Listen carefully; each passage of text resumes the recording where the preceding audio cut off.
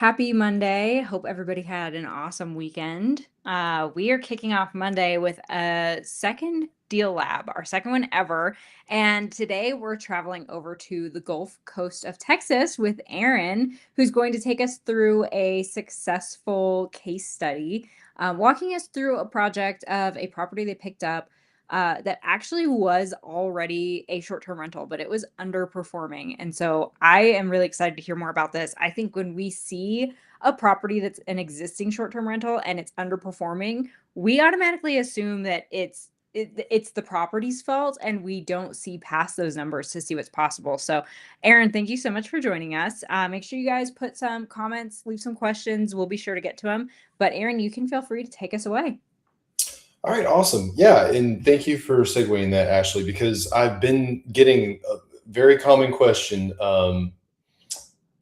is how is a property performing when someone's looking at potentially purchasing a property and maybe it's already an STR? And I will always go and get that information for clients if you insist on understanding what it's currently performing at. But really, what we're concerned with is what the potential is, right? More times than not, if someone's selling a property, it's because it's either underperforming in some form or fashion. Either the property isn't set up to be successful, or it has improper management, or there's just something going wrong. And so what we look at is what could be and not what currently is. I'm going to start sharing and go into presentation mode. All right, can we see that? Let's see. I've got it pulled up, but it does say to exit the full screen. Okay. Is that There we better? go. Yes. Well, we're out of presentation mode, but that's okay. All right. So again, my name is Aaron Dominy. I am a realtor co-host down in the Texas Gulf Coast. And what does the Texas Gulf Coast mean? Well, for me, that means I'm covering the greater Houston area as well as the Galveston and Crystal Beach markets. So I am constantly scouring our region for the next great short-term rental. And so me and my wife have focused on capitalizing on investing in our area for almost 5 years now. We own down in Galveston, and that's the case study that I'm going to review with you guys today. And yeah, so let's dive into it. So before the numbers, let's see the acquisition. So why this home? So we and one thing that I really wanted to make sure that I touched on during this is that I would love to kind of review the general method or framework, however you want to put it, that me and my wife followed when we were first getting into short-term rentals and learning about this field, and how we were able to kind of target this type of property and realize this is the kind of property that we even should buy in the first place. So one of the first things that we did when we first got into this space was we got a subscription to Dominy. And because you really don't truly know what your property could do or what kind of property to perform without some higher level of information, of data available to you, and whether that's through your real estate agent or whether that is through going in and getting a subscription for yourself. And at the time, we didn't have the budget to go buy a beachfront property. We didn't have the budget to go buy a brand new property, even if it wasn't beachfront. Our max budget at the time was probably maxing out somewhere around 600 to 650. And then we had a little bit of equity that we were carrying over from our last investment that we could put into putting in a pool and kind of updating the design and the furnishings and all that good stuff. So what I was doing was I was going on Dominy and looking at the top performing properties in the market that I wanted to buy in, which at that time was Galveston. We wanted to make sure that whatever it is we bought was going to make money. And as I kind of dove into this space more, I realized we could, if we bought the right place, it won't just make money. It might actually make us really good money if we invest the right way and buy the right property. And so that's what I was doing. So what I was looking at the top performing properties in the market, and then kind of working my way backwards from there and saying, oh, well, the top 10 properties are beachfront. I could never afford those. Let's find something. Let's find a little niche that we could kind of attack that would fit our budget, and we could build off of, and potentially make some money off that way. And so that's essentially what we did. And we found the property that wasn't waterfront. The property that we were researching at the time on AirDNA that was currently in SCR didn't even have water views. But it was a 5-bedroom property. It had a pool. They converted the garage to a game room. And at the time, it was making anywhere from about $160,000 to $180,000 a year in revenue. And I thought, wow, if we could find a property like that we could turn into something similar, that could be a very good opportunity for us, given our budget at the time. And so that is what set us up to find this property. And so again, large property for the cost, underutilized space. The home was about 20 years old. So it had some age to it, but it wasn't terribly old. It did need some updating. It was already an STR at the time. Honestly, for us, that was irrelevant because we wanted an underperforming property anyway. So if we want to buy something for value, it's going to be an underperforming asset, right? If it's a premier high-end property already, they're going to be commanding a premium for it. It's almost a guarantee. Right. So, yeah, and then again, with the improvements in the amenities, there was an upside. So with this given property that we found, it was a little bit dated, but it had hard floors throughout. It had a good bed and bath count, and it had plenty of space for everyone to sleep, and plenty of space for people to hang out together when they're not sleeping. One of the big things for us was also opportunities for improvement. So whether that be through design, whether that be through amenities, but another one that's not touched on nearly enough is underutilized space within the home. This home was listed as a 3-bed, 3-bath. When we went live with this property, it was a 6-bed, 4-bath. Whoa. Yeah. And so and that's where it comes into play, where if you're searching for yourself, those are really big things to look for. And if you're working with a realtor, they're already looking out for those things if they know what they're doing. So one of the rooms was being used as an office because it didn't have a closet. So technically, it was not a bedroom. We turned that into a bedroom. Very easy conversion there. It had a loft space in the middle of the home with a staircase up to it. A very large loft space. We actually turned that into a bedroom and a study. So that was 2. And then in the garage, we converted that to a game room and bunk room. So we listed that as another bedroom. And we put in a half bath down in the garage. So with the half bath in the garage plus the half bath in the living space, that added up to another bathroom. So yeah, I think that kind of tackles that one. So the purchase price. So this is all the good numbers that everybody actually cares about. So we purchased the home for $640,000. I mentioned it felt like it was a really good value for us at the time, and it still, in hindsight, was a great value for the size of the home and for the potential it had. But also, as part of the deal, we negotiated a new roof and 2 new AC units out of it too. So there was a big part of the most expensive parts of the home that were brand new for us. So it felt like a really good deal at the time. Revenue at purchase, again, it was making about $40,000 a year at the time.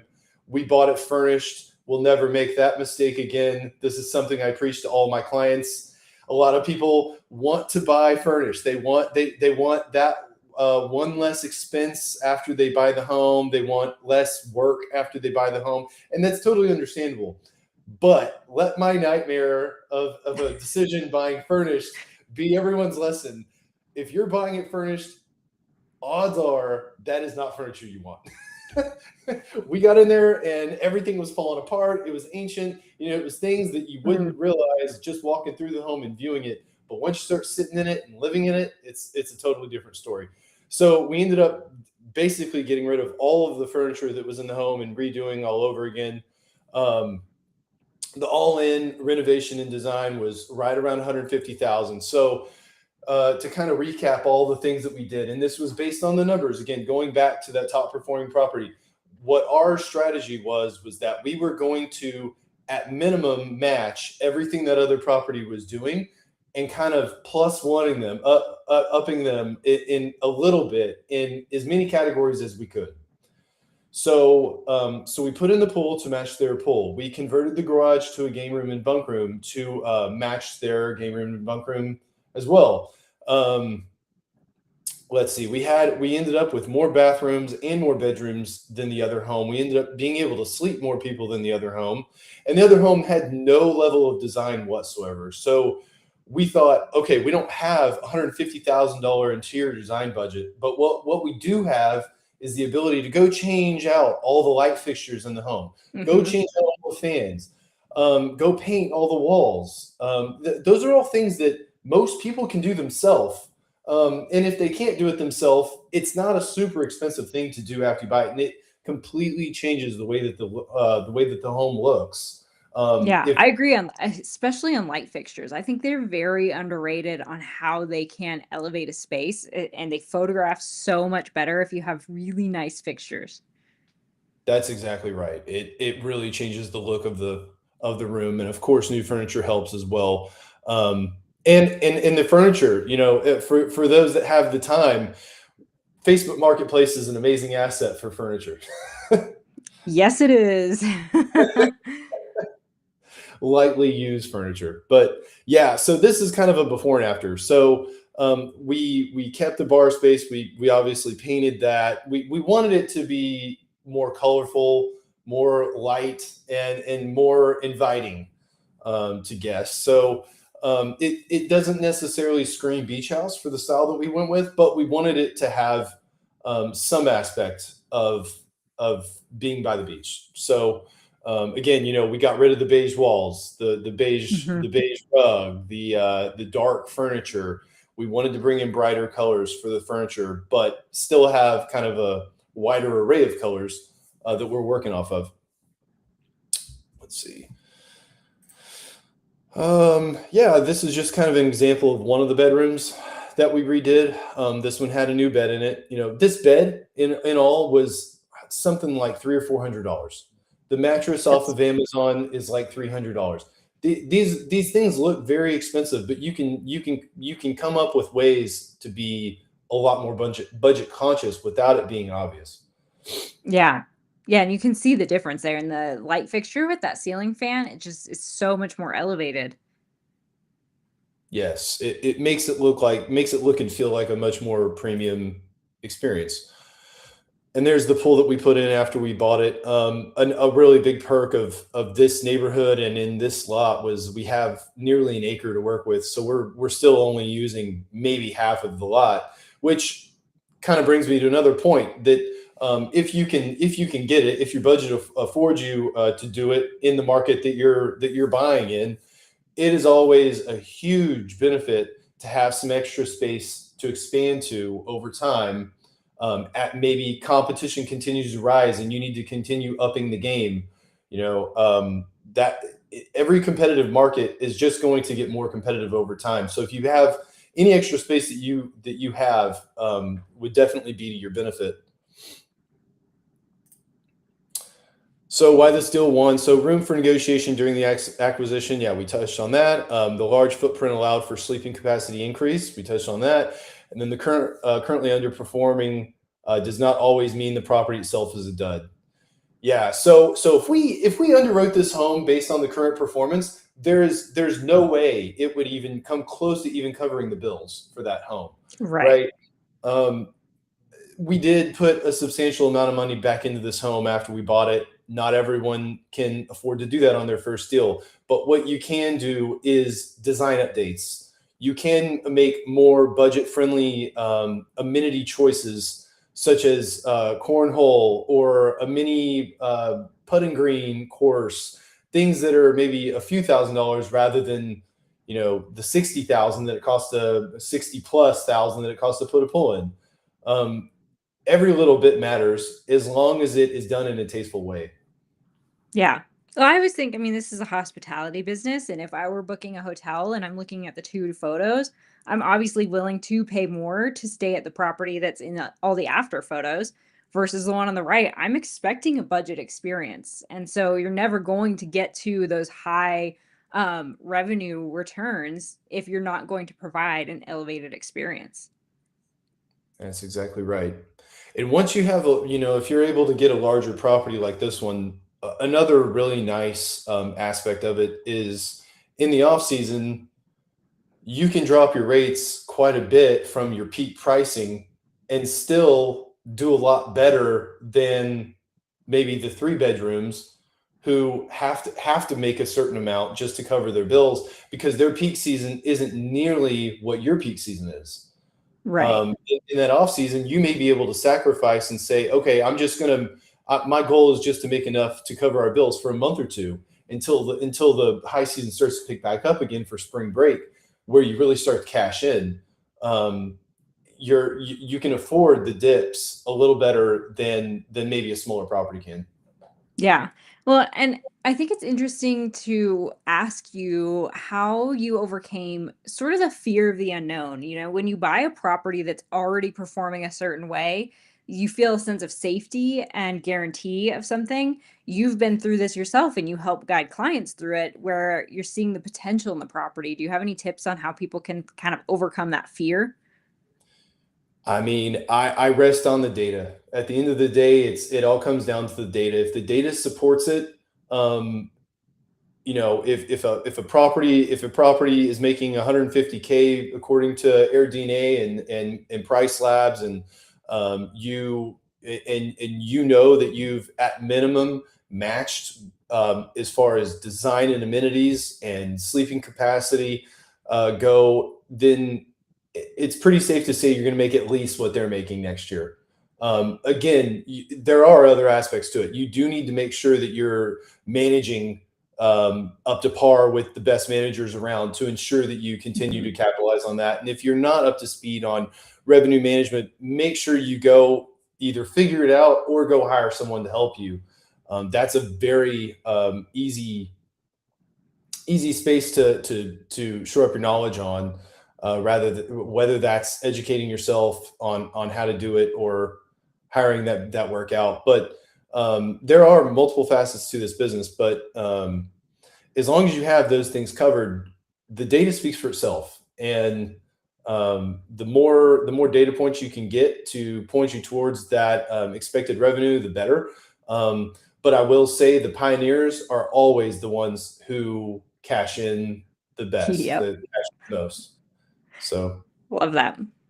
yeah, researching other markets is also a very very valuable skill to have as well, because if you're able to see, potentially the amenities in some of these other tropical markets that may not have necessarily made it to your market yet, such as pickleball, and in some markets there's a million properties with pickleball, and then some don't have any pickleball at all yet.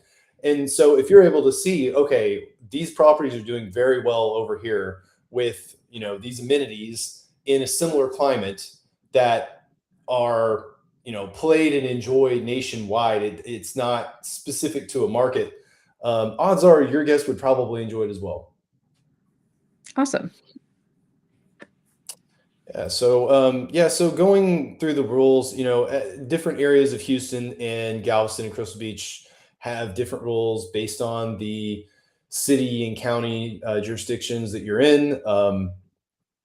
But that is something that we at Savvy are stay up to date on a day in and day out basis. So we could of course help you with that. One beautiful aspect of the markets that I cover is that the regulation here is extremely low compared to most places in the country. So we take advantage of that. Definitely. Absolutely. Yeah, and I guess at this point we can open it up to any questions that anybody may have. Yeah, I think while we wait, sometimes the comments have a little bit of a lag coming through.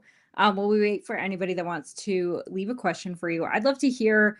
You mentioned that one of the things you love about your market is the lack of regulation. So that's a great highlight. What else would you say is a real key reason people should be looking at the Gulf Coast to invest? Yeah. So are you able to see this in? No, went back to click to exit full. Okay. There we go. Tyler was saying if we did the arrow, it may work. So another, one of the things that I hang my hat on here a lot is the affordability of real estate is some of the most competitive pricing in the country, and right now is a huge buyer's market in both Houston and Galveston. Just last week, I saw Houston had the most amount of properties on the market of any major market in the country. So that always Wow. bodes well Okay. for buyers. Yeah, yeah. So that bodes very well for buyers. Galveston is in a very similar boat, and so is Crystal Beach. The last I saw, they had pushing 18 months of inventory. So it's a very competitive market for sellers, and it's a great market to be in for buyers because with this aging inventory comes sellers that are more eager to sell. So it is a great time to take advantage of some of these slightly dropped interest rates before they drop anymore, and thousands of more buyers enter the market. Yeah. It's interesting because I feel like sometimes people hear buyer's market and it actually has the opposite effect. Instead of thinking, well, that means that's good for me, they think, well, that means I shouldn't buy. I think it's really interesting that there's that opposite effect. What are you seeing in the market that's a bit like a real benefit to buyers to buying in a buyer's market? Yeah, I mean everything from better purchase prices to potentially getting credits on the property to make those improvements and build that into your mortgage rather than having to come out of pocket for a big bill after you pay the closing costs, after you pay the down payment for the home. Being able to build in some, if not all, of those costs into your mortgage saves you thousands of dollars, and you're able to build that into one monthly payment. And icing on the cake, if you time it right and you close early in the month, you could get nearly 2 months before you have to make a mortgage payment, buying you some runway to get that property set up and live before you have to make a payment, and hopefully start having some revenue coming in to cover some, if not all, of that first payment. Yeah. We had somebody ask if you have had that property reappraised and if you know the current value. Yeah, we're actually we were in the process of refinancing. Property actually caught fire about a month and a half ago, so we've gone. We're having to work our way through that process right now, unfortunately. But we were actually in the middle of a refinance when this happened. The new valuation was in the low 800s, and I thought, I honestly, had the fire not happened, we would have pushed back on that and probably got another appraisal because I thought it should be somewhere around 825. But regardless, we were going to move forward with the refi. We were in a second home loan at the time. I was trying to clear that to get our DTI and so we could go do it again. But as a lot of people do. Mhm. But yes, it was. We were going to be able to get completely out from under the money that we had put in on top of the purchase, and hopefully get a lot of that money back to go reinvest. Yeah, which is great. I mean, you guys were doing this in a market that, like you mentioned, is a buyer's market, and so the reappraisal process is not as easy as it might be in markets that are appreciating faster. But it's still doable, I think, is the lesson I'm hearing here. That's exactly right. Yeah. Okay. Well, you guys have Aaron's link to his calendar here if you want to hear more about Galveston and the Gulf Coast of Texas. I hear all the time people saying they don't want to deal with regulations. So sounds like you need to schedule some time to talk to Aaron. I've seen the properties he posts, and I'm always blown away by the returns that he's sharing. So if you're not on our email list yet, you should go and get on it where you can see Aaron's top picks, his hand selected properties. Aaron, thank you so much for sharing today, and we look forward to hearing from everybody that wants to buy in the Gulf Coast. Thank y'all.